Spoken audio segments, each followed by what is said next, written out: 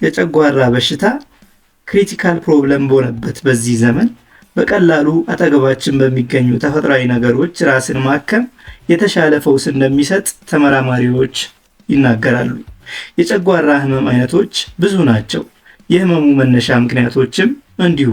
ለምሳሌ የጨጉራ ካንሰር፣ የጨጉራ ባክቴሪያ፣ የጨጉራ ቁስለት፣ የጨጉራ አሲድ ዋና የተለመዱ የጨጉራ ህመም አይነቶች ናቸው። ለዛሬ ፕሮግራማችን በጨጉራ አሲድ ምክንያት የሚመጣን የጨጉራ ህመም አግባብ በሆኑ በሚመከሩ የምግብ አይነቶች እንዴት ማከም እንደሚቻል አብረን እናያለን። ከዛ በፊት ግን ለቻናላችን አዲስ ከሆናችሁ ላይክ፣ ሼር እንዲሁም ሰብስክራይብ በማድረግ አብራችሁን ቆዩ።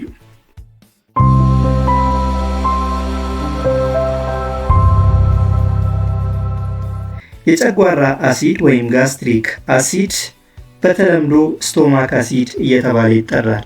ይሄ አሲድ የምግብ አፈጫጨት ስርዓትን ለማሳለጥ ጨጉራችን የሚያመርተው አሲድ ሲሆን ነገር ግን የዚህ አሲድ አመራረት የተዛባ ከሆነ ወይም ባላንስ ካልሆነ የምግብ አፈጫጨት ስርዓታችን ላይ ችግር ይፈጥራል።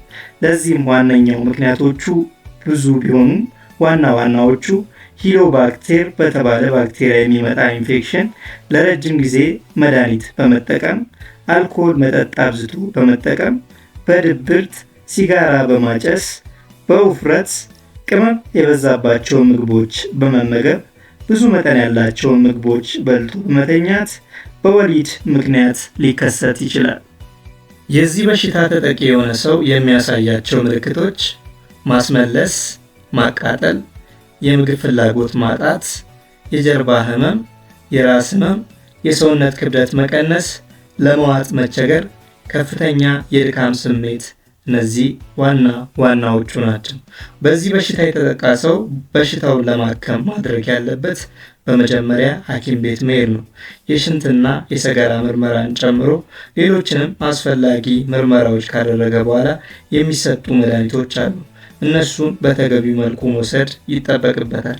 በዋናነት ግን ስር ነቀል የሆነ የኑዋኑዋር ስርዓትን መቀየር ያስፈልጋል።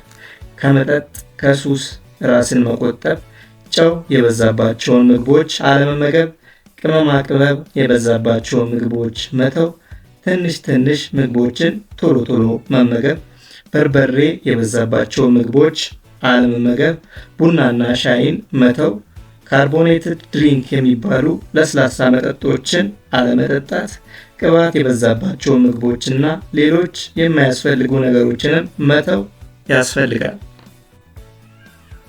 ለዚህ ጨጉራ ህመም ጠቃሚ የሆኑ ምግቦች አንደኛ ነን አሲዲክ ፍሩት የሚባሉት ተፈጥሮአዊ አሲድ ወይም ኮንተንታቸው ዝቅተኛ የሆነ ለምሳሌ ሙዝ፣ ሐብሐብ፣ አፕል የመሳሰሉትን።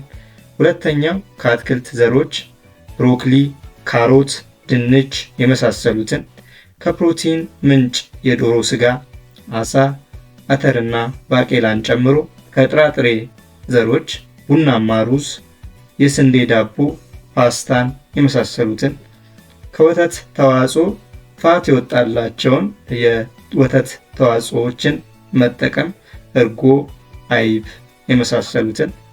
ሄርባል ቲስ የሚባሉት ተፈጥሯዊ የሻይ ዘሮች የዝንጅብል ሻይ፣ የካሞሚላ ሻይ የመሳሰሉትን የምግብ አይነቶችን በመመገብ ጤናዎትን መመለስ ይችላሉ።